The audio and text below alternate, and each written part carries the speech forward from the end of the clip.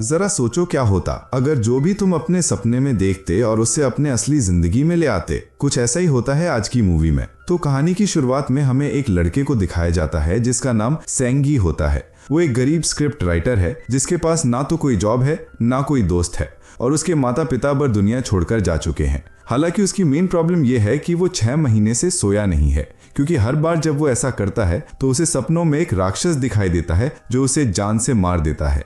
आज रात सेंग ह्यू मेट्रो में ट्रैवल करने का सपना देख रहा है। तभी अचानक वही राक्षस उसके सपने में आकर सेंग ह्यू के बाल पकड़ता है, फिर मेट्रो में छेद करके उसका सर पटरी से रगड़कर उसे मार देता है। तभी सपने में मरने के बाद उसकी आंखें खुल जाती हैं और फिर वो कुछ लिखने का इरादा बनाता है। लेकिन तभी अचानक उसका मकान मालिक गेट खटखटाता है और ऐसा दिखावा करता है जैसे वो उसके लिए खाना लाया हो। लेकिन सेंग ह्यू कमरे की खिड़की से कूदकर भाग जाता है क्योंकि उसके पास किराए के पैसे नहीं थे। जब सेंग ह्यू रोड पर चल रहा होता है तो उन सभी साइकोलॉजिस्ट और डॉक्टर्स को याद करता है जिनसे उसने अपने सपनों के बारे में बात करी थी। लेकिन सपनों को लेकर सबका अलग अलग नजरिया था, लेकिन ऐसी चीज नहीं थी जिससे सेंग ह्यू की किसी भी तरह की मदद हो सके। वो एक फूड स्टॉल पर रुकता है और एगलेस पैनकेक मांगता है क्योंकि अंडे वाला पैनकेक खाने के लिए उसके पास पैसे नहीं थे। लेकिन फूड स्टॉल का मालिक सेंग ह्यू पर दया करके उसे फ्री में अंडे वाला पैनकेक दे देता है। जब तक उसका पैनकेक बनके तैयार हो रहा होता है तब तक वो गली के उस पार एक कैफे को देखता है जहां वॉन काम कर रही होती है।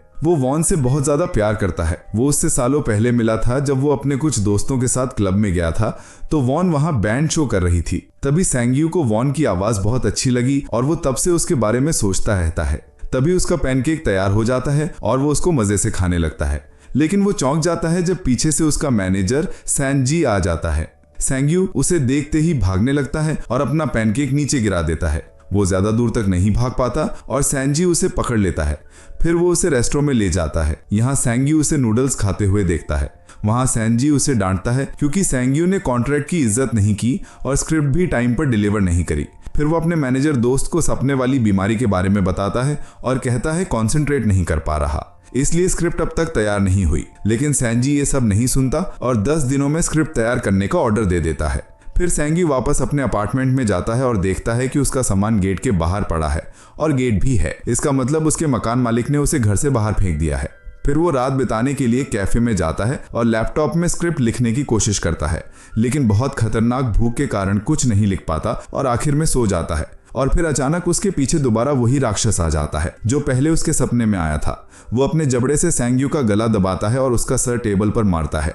एक बार फिर अपने सपने में मरने के बाद वो सुबह उठता है तो उसे पता चलता है कि उसका लैपटॉप चोरी हो चुका है। उसे सपनों में और हकीकत में कोई डिफरेंस नहीं दिखता। फिर वो सैनजी को मैसेज करता है और बताता है कि अब वो सुसाइड कर रहा है।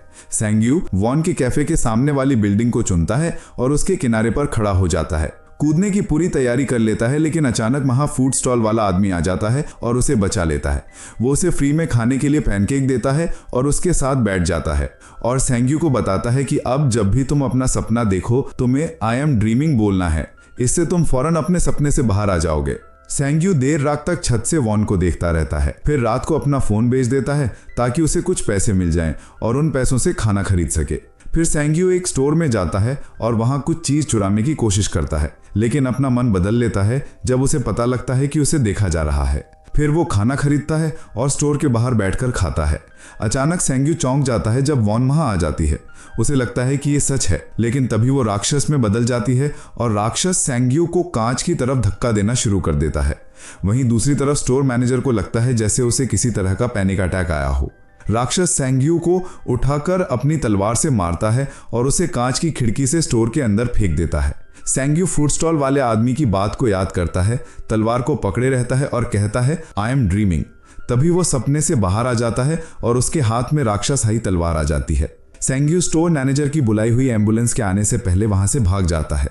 फिर तलवार को सुरक्षित अपने पास रख के रात एक बाथ में बिताता है। अगली सुबह फिर वो उस तलवार को बेचने एक एंटीक शॉप में जाता है। सारे दुकानदार उस तलवार को खरीदने के लिए बहुत उत्सुक हो जाते हैं। तभी उसे लगता है कि उसके हाथ बहुत कीमती चीज लगी है।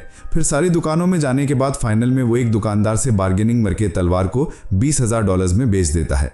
सेंग ह्यू बिना टाइम वेस्ट करे सारे पैसे खर्चना शुरू कर देता है। लैपटॉप खरीदता है, अच्छे रेस्टोरेंट में खाना खाता है और एक फैंसी होटल में रहता है। सेंग ह्यू शेविंग करके अपना लुक अपग्रेड करता है और चिकना बन जाता है। जैसे ही रात होती है वो नींद की कुछ गोलियां लेता है और सपना आने का इंतजार करता है। ये सपना भी उसे उसी होटल में आता है जहां वो रुकता है, इसलिए वो अपना कमरा छोड़कर कॉरिडोर में घूमने लगता है। फिर वो एक फ्लावर पॉट को उठाता है और कहता है आई एम ड्रीमिंग, लेकिन कुछ नहीं होता। वो थोड़ा और पता लगाने की कोशिश करता है, लेकिन तभी अचानक दीवार तोड़कर वापस वही राक्षस आ जाता है और एक सोने की कुल्हाड़ी लेकर उसका पीछा करता है।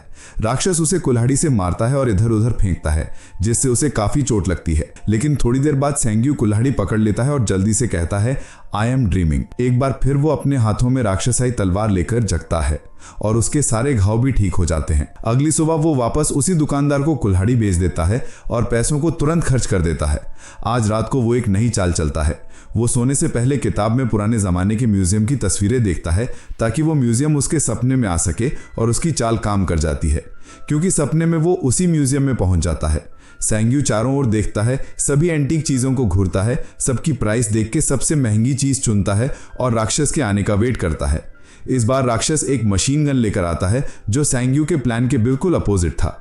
सेंग्यू दौड़ना शुरू कर देता है और गोलियों से खुद को बचाता है, लेकिन आखिर में राक्षस उसे पकड़ लेता है और मार देता है। सेंग्यू वापस अपने होटल के बेडरूम में आ जाता है। वो इस काम को अधूरा नहीं छोड़ना चाहता था, इसलिए जल्दी से वो नींद की गोली लेता है और वापस सपने में चला जाता है। वो फिर से दौड़ना शुरू कर देता है और इस बार एक लंबी छलांग लगा के दोनों एंटीक चीजों को पकड़कर तुरंत कहता है आई एम ड्रीमिंग और अपने होटल के बेडरूम में दोनों चीजों को ले आता है और अपने काम में कामयाब हो जाता है। इस बार जाने को प्रोफेशनल एंटीक डीलर्स के पास ले जाता है ताकि वो अमीर लोगों से बिजनेस करे, ज्यादा प्रॉफिट कमाए और अपना एक एम्पायर खड़ा कर सके। उसे खजाने के बदले में $2 मिलियन मिलते हैं। जब वो डीलर से मिलके बाहर आता है तो रास्ते में उसे सेंगजी मिल जाता है, जो बहुत गुस्से में उसके पास आता है क्योंकि उसे लग रहा था कि थैंक यू मर चुका है। सेंगजी उसे एक फैंसी रेस्टोरेंट में खाने के लिए इनवाइट करता है और उसे उसके पैसे वापस देता है जो उसने स्क्रिप्ट लिखने के लिए दिए थे। अगले दिन थैंक गुहार के कैफे में जाता है और कॉफी ऑर्डर करने के बाद उससे पूछता है कि क्या वो उसे पहचानती है, लेकिन हुआ पहचान से मना कर देती है। उसी रात सेंग्यू के साथ डिनर में ड्रिंक कर लेता है। सेंगजी उसकी सफलता का राज जानना चाहता है, इसलिए थैंक को उसके होटल के कमरे में ले जाता है और उसे बेड पर लेटने के बाद वहां से जाने का नाटक करता है। वो वापस आता है और सेंग्यू की वॉलेट और चेकबुक को देखता है, लेकिन वो चौंक जाता है जब अचानक सेंग्यू अपने हाथों में गोल्ड की बहुत सारी चेन के साथ नींद से जाग जाता है। सेंग्यू उसका राज जान जाता है। अगले दिन सेंग्यू वार का कैफे खरीद लेता है और उससे ये डील करता है कि अगर प्रॉफिट हुआ तो दोनों पैसे इक्वली शेयर करेंगे और लॉस हुआ तो सारे मैं दूंगा। ये दिखाने के लिए हुआ और थैंक यू कितनी आभारी है, वो डिनर पर इनवाइट करती है जहां वो दोनों अपने शेयर्ड बिजनेस के बारे में बातें करते हैं।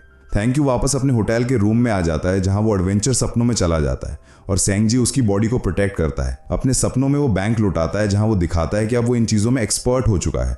उसका अब सपनों पर पूरा कंट्रोल है और वो अपने दिमाग से इन चीजों को अपने इशारों पर नचाना चाहता है। रक्षा भी अब उसे कुछ नहीं कर सकता क्योंकि वो उसे भी मुंहतोड़ जवाब देना सीख गया है।